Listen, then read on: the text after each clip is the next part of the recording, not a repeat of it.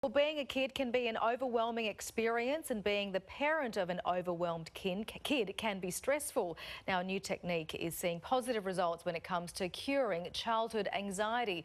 To explain, let's bring in parenting expert Claire Orange. Good afternoon, Claire. Hi, Tracy. 1 in 3 kids suffer anxiety in childhood. What causes this?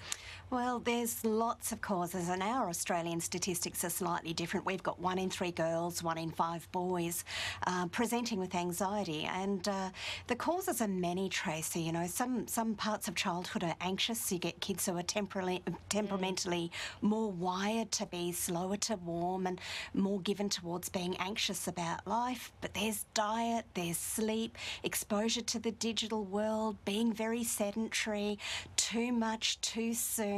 So there's a lot of reasons why our children are presenting in such great numbers.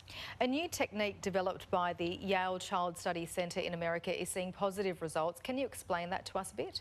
Right. So traditionally, when we have a child presenting with anxiety, we do focus on the child. It might be by themselves or with a parent or in a group setting. And what they've done is they've actually removed the child from the equation and put all of their time and attention into working with the parent. So as part of this program that they're running, they've done this supportive parenting around anxious childhood emotions or space, and they're really getting parents to set up healthy boundaries, so normalising that anxiety as a part of childhood, and then setting up some healthy boundaries with those parents to deal with that anxiety, to calm themselves before managing the child. And they're getting phenomenal results in families where actually the parent is the centre of calm and control. Okay, so why do you think this technique actually works then, focusing on the parents rather than the child? Well, you know, worrying about the child who worries is pretty anxiety provoking for every parent. You worry about when you take them out, how they're going to react and respond, how they're going to behave, if you're going to have to leave, if they're going to just warm up when it's time to leave. So when we start to work within a system, because the child is part of a family system, when we make the system strong, we make the child strong.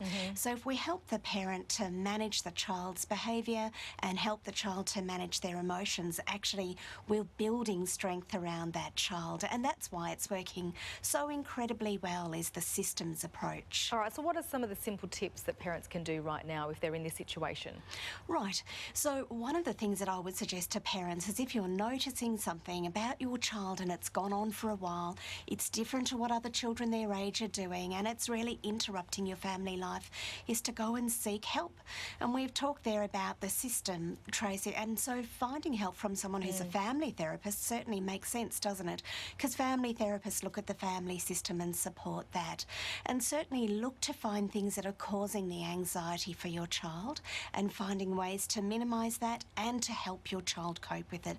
So teaching them some self-regulation techniques when they calm, like how to manage their breathing and how to do things that might be causing them stress, like making a friend or coping with separation. So actually teaching the skills to our kids. Indeed. All right, Claire, as always, a pleasure to have you on. We'll see you very soon. Thank you so much. Thanks, Tracy.